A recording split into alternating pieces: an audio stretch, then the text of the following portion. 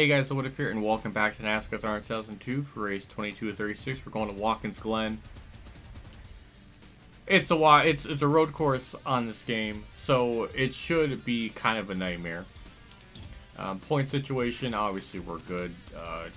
Top 10 seems to be basically unchanged for the most part, so yeah, there's really not a whole lot else to look at. We just have to continue to run well, continue to run top 10s, and we'll naturally, organically extend our point lead on Harvick and just have a gross Kevin Harvick 2006 Busch Series season type of season, except with more wins and more sorrow and rage. Anyways, before we jump into it, as always, thank you to my Tier 2 Patreon people as well as my YouTube members for the channel. First, you get our early access videos before they come out to the public and all that good stuff. Thank you for what you guys do. I appreciate it. Let's go to Watkins Glen and hope to see what the announcers say, because I'm curious. The road takes a new turn this week because we're at Watkins Glen International for the global crossing at the Glen. What sets the Glen apart? This can be a fun track to drive. A combination of long straights and quick corners make for an exciting day at the races. Wow. That's all they have to say. Very short. Very short. Just like how this race is. That's kind of fitting. Also, I adjusted my camera, so no one's going to think like I'm like trying to cheese it or something. It's just, I had to adjust the camera. Is that okay? I don't know. Well, see who's on pole. Bobby Hamilton, okay. Or Rusty Wallace. It's probably Rusty Wallace because he's on the inside. It probably makes the most sense, right? That's probably the case. Just want to double check. Okay. Alright. They have the starts on the proper side. Okay. I appreciate that. I don't even think Eugenics did that. I don't know. But yeah, we're just gonna go to the inside, gain a bunch of spots before we get into turn one. They're just stacking up or something, and just like that, we'll go from last to 19th. I will take it. That could have been so much worse. Jesus Christ, car! What was that? Yeah, I did a couple of practice races here, and I feel like I've gotten a bit better at it, but as you saw, the car just does things that I can't explain. It's almost like NASCAR Heat Evolution's levels of just, sometimes when you go slow enough, the car just wobbles back and forth for reasons that I can't really explain. But either way, it was still a good first lap. I mean, granted, we gained like almost 100% of my passes all in turn one. And we'll almost do that just again here in the second lap. But our biggest strength here is pitting around lap 5. And then doing a just monstrous undercut, which should in turn get me the race lead and maybe BS the win just based on the power of the undercut.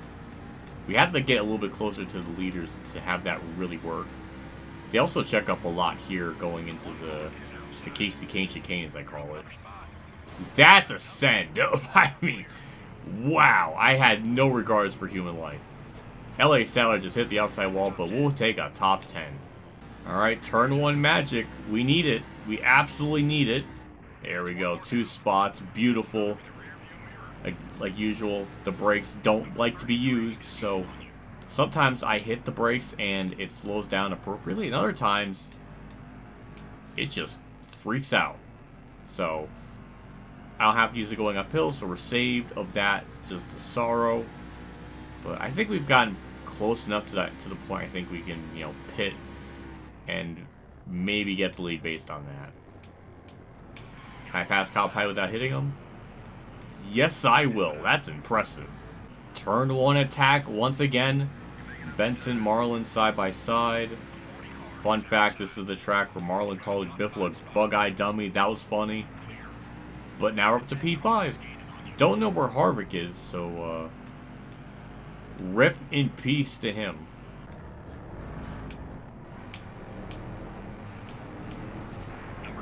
I'm sorry, Mark. I was trying to stay behind him. It's just... Ooh. Ooh, if we keep doing these like 6 times a week, we'll be done with this before the clash. That would be nice. That would be a very good feeling.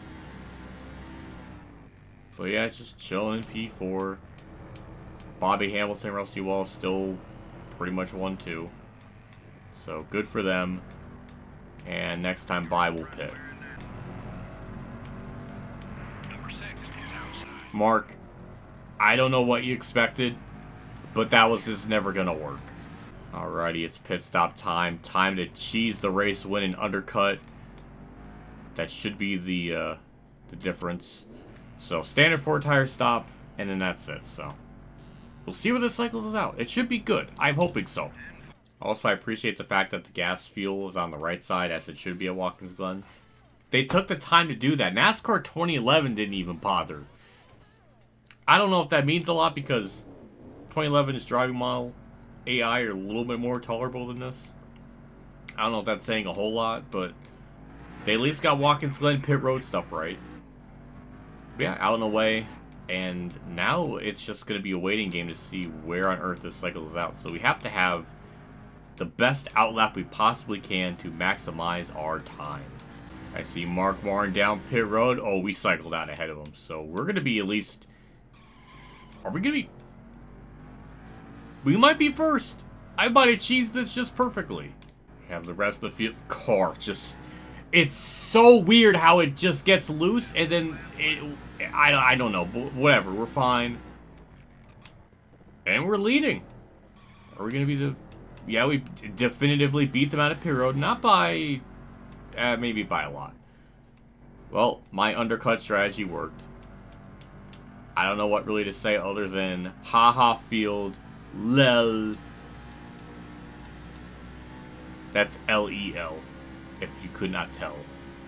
No, that's Dr. Seuss shit right there. I'm proud of myself. It's white flag time. Brought to you by a can of whoopass.org as we have a 1.8 second lead. Hooray for undercuts, and hooray for me to getting a good outlap so we can be in this position. Hooray. Then we can get out of this track and how goofy it drives and how you slide one way and then you turn to the right to counter it and it just does nothing. Like, it just, oh, ew. It is just a bucket of ew. Here are the last couple of corners. Boy, howdy, does the driving model get better in ignition. Why am I praising that game? Oh, ew. Alright, another dub. We break the modern era win record. And Rusty Wallace, yet again, having another really solid point stage. So, good for him. I'm going to give him a Facebook thumbs up. That's the rest of the finish position. Johnny Benson top 10. That's cool. Kyle Petty's up there. Kevin Harvick nowhere to be found. So, yeah, we're going to get a lot of points on him today. That is, yeah, bad day for Harvick. Jimmy Spencer, terrible day too. Started 33rd. Harvick, 25th. Ew. That is... I mean, Kevin Harvick's doing his best Dale Earnhardt impression. And he decided, hey, Dale Earnhardt didn't run very good at Watkins Glen 2000. I'm going to do the same. And he did. Good for him. Our point lead continues to grow. Jeff Gordon still third. Mark still fourth. Rusty might have gained a couple spots after running well lately. Oh, he's ninth. Look out. He's ninth. Oh, no. Most of this looks to be about the same. Ryan Newman's still 10th. Ricky Rudd not 12th. That's a shame. Jerry Nadeau moved up a good chunk, so that's cool. And poor Ricky Rudd dropped to 17th. He's behind Jeremy Mayfield. That is just funny and sad all at the same time. Get to look at our laps led stat book as we continue to lead that. So, there's that.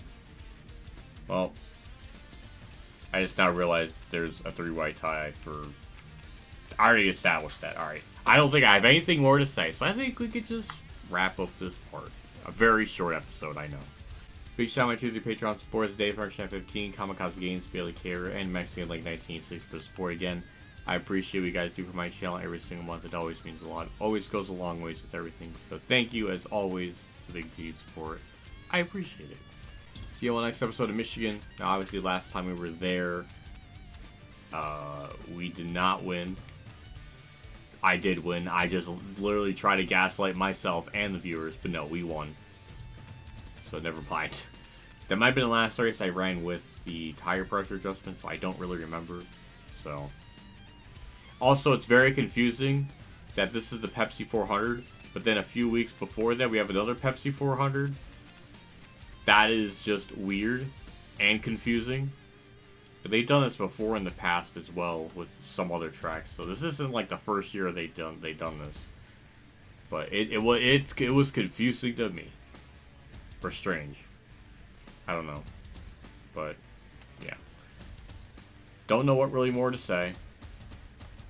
So yeah, that does it. So yeah. See you all next episode. See you all later, and as always, have a good day, everyone.